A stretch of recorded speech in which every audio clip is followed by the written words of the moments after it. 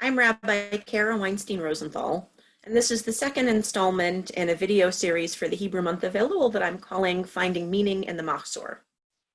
One of my favorite readings in the Machzor Lev Shalem, a very special edition of the High Holy Day Prayer Book, is found on page 159 in the Musaf Amidah, part of the additional service for Rosh Hashanah, and a part of the service called Zichronot, rememberings, when we talk about God's memory of us. And it's called The Broken Tablets by Roger Kamenetz. And I'll share it with you.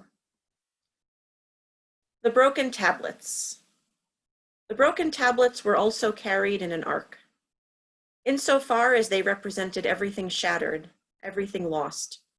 They were the law of broken things, the leaf torn from the stem in a storm, a cheek touched in fondness once, but now the name forgotten. How they must have rumbled, clattered on the way, even carried so carefully through the wasteland. How they must have rattled around until the pieces broke into pieces, the edges softened, crumbling, dust collected at the bottom of the ark, ghosts of old letters, old laws. Insofar as a law broken is still remembered, these laws were obeyed.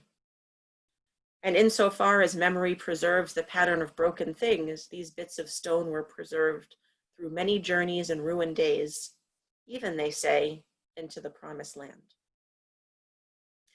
This poem refers to a piece of the Torah text that talks about how God gave Moses and the Israelite people 2 tablets of the covenant containing the 10 commandments on Mount Sinai.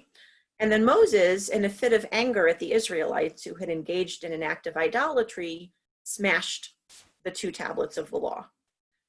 God gave Moses and the people a second whole set of tablets, but our tradition teaches us that as the Israelites wandered through the desert wilderness, they carried with them in their holy ark, their Aron HaKodesh, not only the whole perfect set of tablets that God had made the second time, but also that first shattered set of tablets.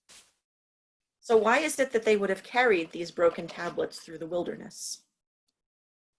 One of the reasons that I think this poem speaks to me so much is that I love the idea of the broken tablets and the whole tablets residing in the ark together, and the way in which I think this is a metaphor for the human heart and the human spirit.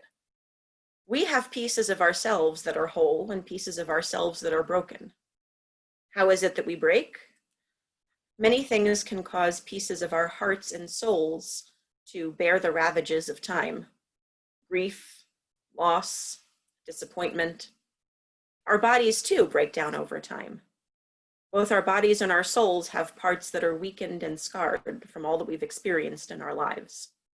But we keep moving forward with our broken and whole pieces, just as the Israelites kept carrying the ark through the wilderness with the broken tablets and the whole tablets inside it together, even, as the poem reminds us, to the promised land. There are some who say that the broken notes of the shofar, shvarim and truah, symbolize the parts of ourselves that are broken as well. So what to do with these pieces of ourselves that are broken? Acknowledge them, own them. Maybe they'll heal, maybe they won't. I suspect that what's really important is not so much healing the broken parts of ourselves, but learning to listen to them. Listening to what they have to teach us about ourselves, our experiences, our histories, our essence. Listen to your broken pieces. Listen to the message that they whisper to you, telling you that you don't have to be perfect and unblemished to move forward into the new year. The promise and the blessing of the new year, like the promised land, is for all of us, no matter what broken parts and scars we carry. May the new year bring us peace.